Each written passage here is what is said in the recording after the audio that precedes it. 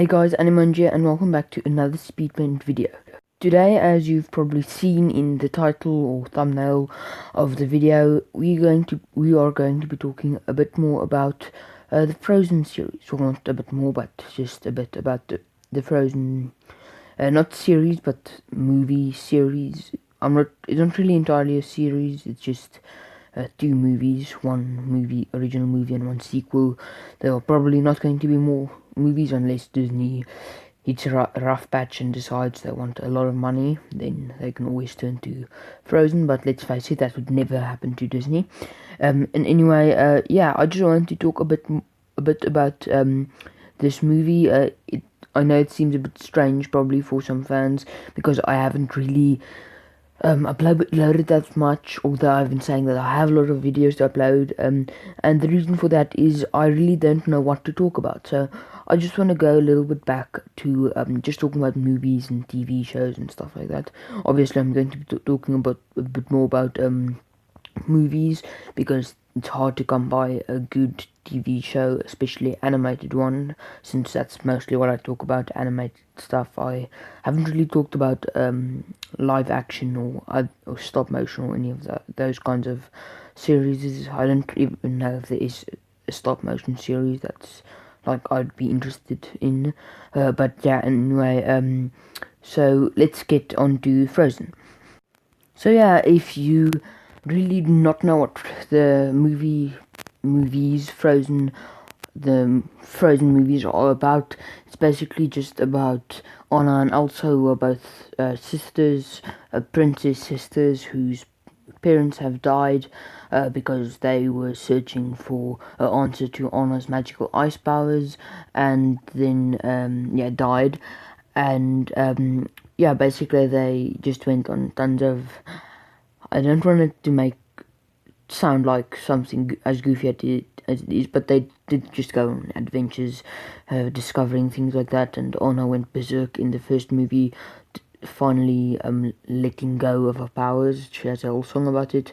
And if you haven't seen the movies and heard of the movie, you've probably heard the song, Let It Go. It's I won't try and deny it is a good song, and so I'm not going to explain that much about the movies because the chances are, if you clicked on this video, you have heard of the movies, and if you haven't, you are in some senses lucky, and in other senses really, really behind. So so personally, story-wise, it's the movies are great. I really love how they did stuff in the first movie.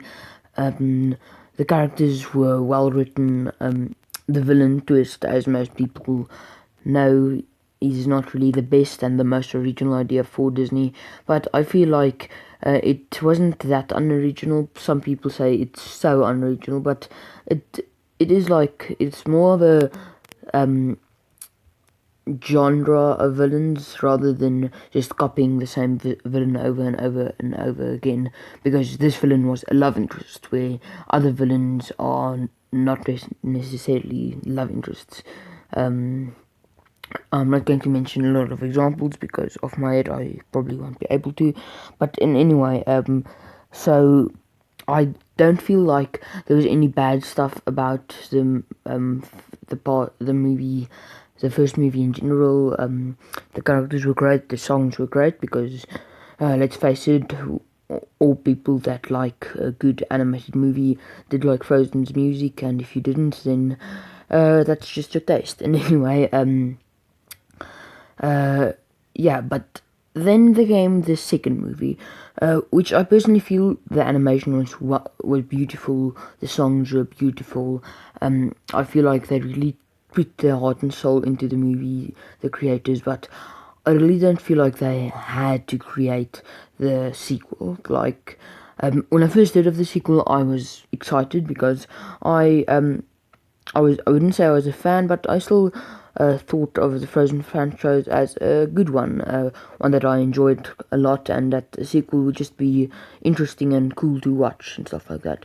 But they don't really add much towards the lure. and there are a lot of plot holes, like why would the four spirits that control all aspects of elemental existence only inhabit one forest? I'm not going to get too technical about it, but yeah, it's they try to explain a lot of stuff, but in explaining stuff, they just raised more questions than they answered. So yeah, and I feel like they also ended it on a sour note, because in the first movie everyone lives happily ever after. That's great, but in the second movie they didn't really add anything. And the end, I feel like they crammed way too much stuff into that, like Elsa's alive, yay, Olaf's alive, yay, and now for some reason Kristoff decides to propose to Anna when they just found out that their best child friend thing and sister friend thing are alive now that he decides to propose.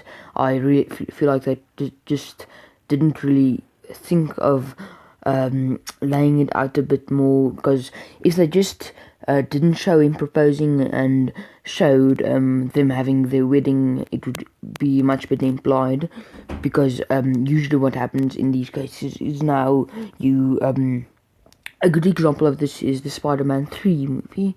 I really need to start talking about Marvel, that's but yeah, and the Spider-Man 3 movie, the original Spider-Man, then they added 3 villains, which is quite ironic because it's Spider-Man 3 and 3 villains.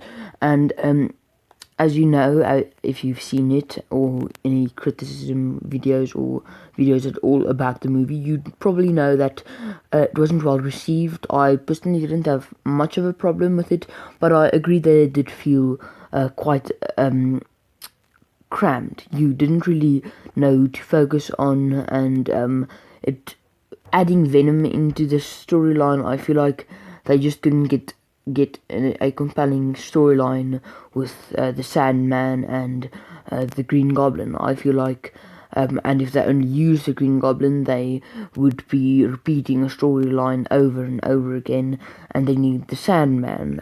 But to have the Sandman, they wouldn't really add that much, because the Sandman had good intentions and he wasn't really a bad guy. So he would be turned over the first, and then they added the Venom.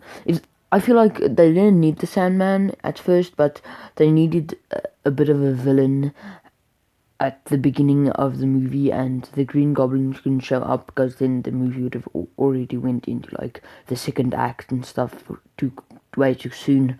So they were like tied into a knot. Now I'm talking about Spider-Man, but oh yeah, I'm talking too much about Spider-Man. But yeah, and then they did that with Frozen, where they just tried to add way too many stuff about all of these things into one movie. I feel like they couldn't just get content on Anna and Kristoff, so they decided, you know what, let's just let them get married, because this movie was once again all about Elsa, which is kind of selfish, I guess, but yeah, she's like the only interesting one of them. Otherwise it would just be another Disney princess, and not exactly a prince, but some guy she fell in love with. And yeah, I feel like the sequel was unnecessary, but I still enjoyed it. The story wasn't that bad. It was an enjoyable story. I've watched it the second time quite recently, but it'll be quite a long time until I watch it for the third time, because it's not one of those movies that you just have to see over and over and over again, because it's just like the best thing you've ever seen. Movies like those are quite rare examples for me personally. I'm not trying to force any of these opinions on people, or movies like Kung Fu Panda, especially Kung Fu Panda 2. Kung Fu Panda 3 is just hard to watch over again, because yeah, it's way too complicated and just hurts your head at times. And yeah, so you really want sometimes to make a movie a memorable one, but they didn't succeed in that, and that's quite sad, because Disney has a lot of these kinds of movies. Pixar is an example of making these movies, but they aren't exactly Disney, and Marvel also has these movies, but they are also not exactly Disney. I guess what I'm trying to say is Disney is really bad at making movies you want to watch over and over again, but they get our attention when they do make a movie, so they get a lot of money from us, and they use that money to buy other movie types. But yeah, my time's up. Thanks for watching. Please leave a like, subscribe, and all that stuff. Thanks for watching the video. Leave a comment down below what you think about this drawing, and the next one I'll tell you what it's about, and it'll also be a drawing about it. So yeah, thank you and goodbye.